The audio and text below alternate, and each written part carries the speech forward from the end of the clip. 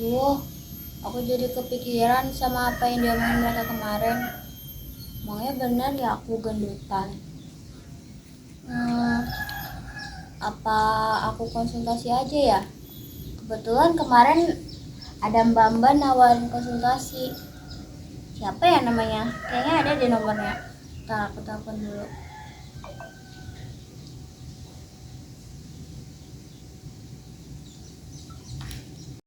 Halo? Iya, halo.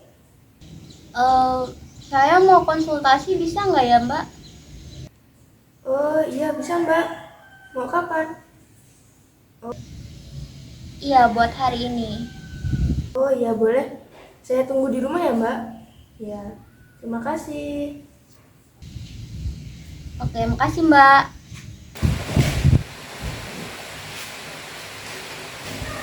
Assalamualaikum. Iya, waalaikumsalam. Udah nunggu lama ya mbak? Belum kok.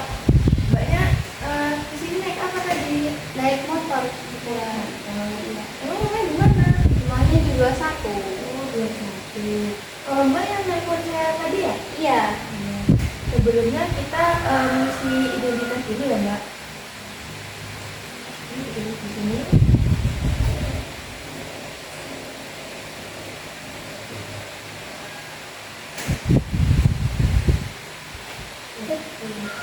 Terima kasih. Berarti ini namanya Mbak Desi ya? Iya. Oke. Mbak Desi di sini betul belum kita akan melakukan apa? Hmm, kebetulan belum tahu. Belum tahu. Jadi kita di sini akan melakukan konseling fitness. Mbak tahu belum konseling fitness itu apa? Belum. Jadi saya jelasin ya.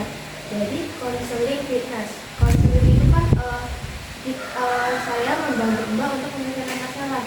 Dan kalau fitness itu berhubungan dengan olahraga atau kesehatan. Jadi konseling fitness itu untuk membantu Mbak menyelesaikan masalah dalam kesehatan atau olahraga gitu.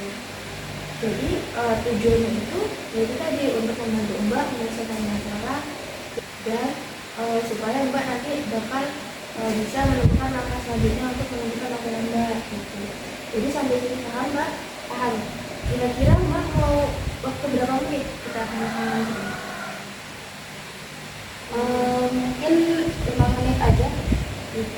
Cukup 5 menit? Cukup.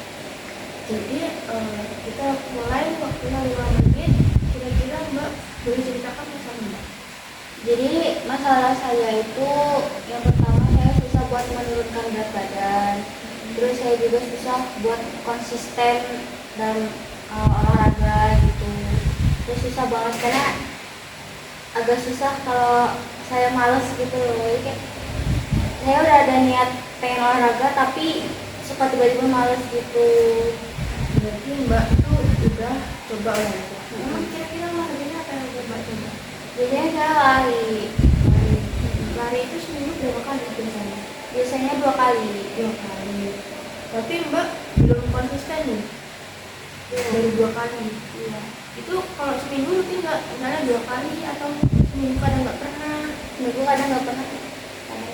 Kadang nggak pernah. Nah, Terus upaya apa sih yang Mbak bisa lakuin kalau Mbak merasa insecure gitu ketika Mbak merasa eh, merasa Mbak itu dijagain sama orang gitu? ya sebenarnya kalau dikatain gendut ya emang faktanya kayak gitu ya, cuman kan yang kadang ada kayak rasa insecure pengen berubah gitu loh biar nggak dikatain gendut lagi. Kira-kira tadi kan Mbak udah bilang kalau Mbak itu sangat insecure. Kira-kira Mbak udah mencoba apa untuk menurunkan mengurangi insecure itu?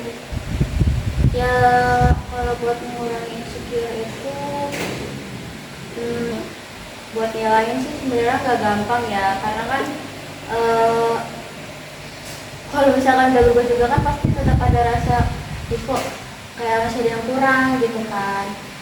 Ya cuman ya balik dari diri sendiri sih, apa adanya aja.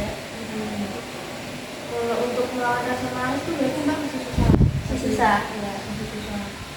Eh, jadi gini ya, Mbak, kan Mbak bilang tadi dengan melawan rasa insecure sama melawan rasa malas. Jadi kalau menurut saya nih, Mbak nih perlu melakukan itu tuh rutin gitu, walaupun Mbak malas ya. Sebenarnya saya ingin jadi lebih baik nih, menghilangkan omongan orang-orang yang kamu gendut sih gitu. Saya pengen coba, saya tuh bisa gitu berubah. Misalnya dengan kita mengatur porsi makan, terus olahraga ringan, misalnya jalan santai gitu, nggak perlu jauh-jauh, yang penting kita tuh berkeringat. Jika malas keluar rumah, Mbak bisa melakukan workout di rumah, misalnya lihat di YouTube atau di TikTok itu kan banyak sih ya tutorialnya.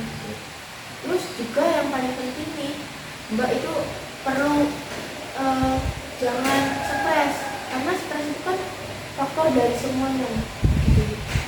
Dan kalau jangan Mbak stres, terus Mbak kan jadi malas makan nih, terus makannya kadang malam-malam, itu juga yang menyebabkan itu jadi gendut. Jadi setelah yang saya sampaikan tadi ini, kira-kira Mbak punya cara nggak sih buat merubah Mbak, biar Mbak tidak tambah insecure sama berubah rasa malas tadi? Ya, yang pertama pasti harus konsisten ya olahraganya. Terus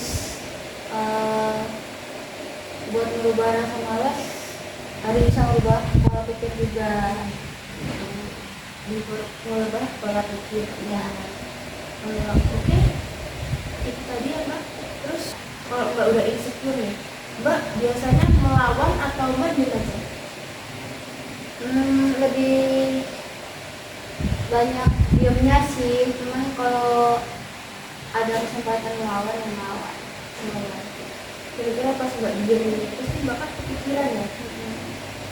Itu yang buat Mbak malah lebih stres. Nah itu juga faktornya Mbak ya.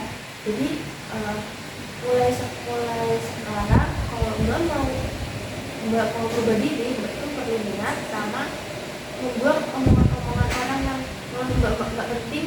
Jadi nanti itu motivasi biar Mbak lebih semangat lagi dalam olahraga, biar tubuh Mbak lebih ideal. Masih paham Mbak? Paham. Kira-kira Mbak bisa menonton apa yang telah saya sampaikan tadi? Bisa sedikit. Apa kira-kira? Ya itu kita harus rubah pola pikir kita, terus kalau olahraga apapun mau capai tujuan apa yang kita mau tuh harus konsisten, jangan males, terus kita harus sabar sama prosesnya gitu. Ya bisa sih. Itu banget ya Mbak. Jadi kan Mbak sudah paham nih apa yang telah saya jelaskan. Kira-kira kita mau membuat program untuk latihan, boleh? Kita lakukan program latihannya seminggu sekali atau seminggu 2 kali gitu ya? Seminggu 2 kali. Kita mulai dari olahraga yang kecil-kecil dulu aja ya Pak ya. Kira-kira kalau dimulai minggu depan bisa? Tapi kita mulai minggu depan, saya rasa cukup Mbak. Ada yang mau diceritain lagi? Cukup. Kalau gitu kita tutup saja. Terima kasih karena Mbak telah percaya menceritakan masalah Mbak kepada saya. Saya tunggu minggu depan untuk melakukan proses olahraga yang telah kita jadwalkan.